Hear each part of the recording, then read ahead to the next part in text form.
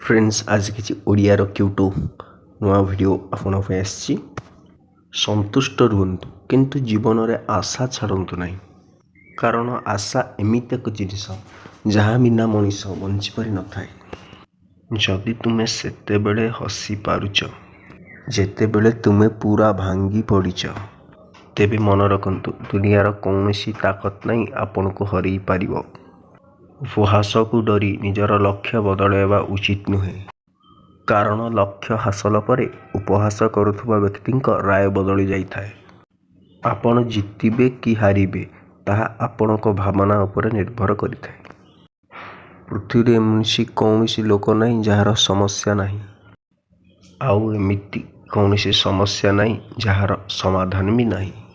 सबु समस्यार समाधान अच्छी और ता मार्ग अच्छी। सफलतार गोटे नियम तुम्हें निजर भूल सहित अन्य भूलरू किछि शिखिबाकु मध्य चेष्टा कर। मैदान हारी जाइथिबा मनुष्य पुणी थरी जीति पारिबो किंतु जो मनुष्य मनरू हारी जाइथाए से कदापि विजय लाभ करि पारिबो नहीं।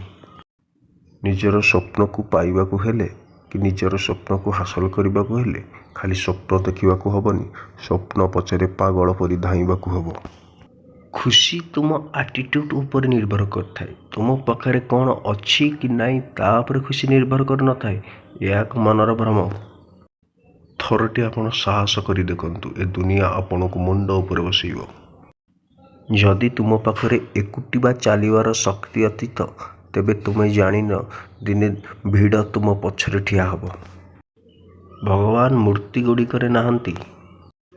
तुमर भावना तुमर भगवान एवं आत्मा तुमर मंदिर। कहा कथार जदि कौन सी भूल किंबा ठीक हो जाउथांता तेबे दुनिया स्वर्ग पलटि जाता। तेणु सर्वदा सही काम कर जहाँ ठीक और सत्य अटे। गत काली को आज ठारू अधिक समय नेबाकू जमा दियंतु नहीं। सर्वदा वर्तमान रे बंचंतु कारण वर्तमान ही शाश्वत। जो व्यक्ति सर्वदा भविष्यर चिंता करुए प्रति मुहूर्त तार वर्तमान संपूर्ण नष्ट होबार बहु संभावना रही है। आपण सफलता अपेक्षा विफलता ठारू अधिक शिक्षा लाभ करंतु एवं यह शिक्षा लाभ करने बंद करंतु नहीं कारण विफलता चरित्र निर्माण करे। मन रखिए हारी जाइथिबा लोक विफलता लोक उचित शिक्षा पर लाभ करी एक उत्तम चरित्र निर्माण करिथाए और ताहा सारा जीवन पर्यंत रही थाए। विफलता तुमको कदापि अतिक्रम करिब नाही। जदि सफलता पाइबाकू तुमर संकल्प अधिक यथेष्ट थिबो। आमको अनेक पराजयर सामना करबाकू पड़िबो किंतु आमको परास्त हेबा आदम उचित नुहे। किंबा आपण मध्य कहि परिबे परास्त होई निजकू संपूर्ण भांगीदेवा अर्थ अंतर निजकू शेष करदेवा। जेपरी गोटे बाछुरी हजार हजार गाई मध्य तार माँ को अनुसरण करें सही भली जड़े लोकर भल और मंद कार्य ताकू अनुसरण करे। भल कार्य करुवा व्यक्तिर मार्ग सुगम होता है एवं कुकार्य करुवा मंदबुद्धि लोक सर्वदा दुर्गम पथर अतिक्रम करती।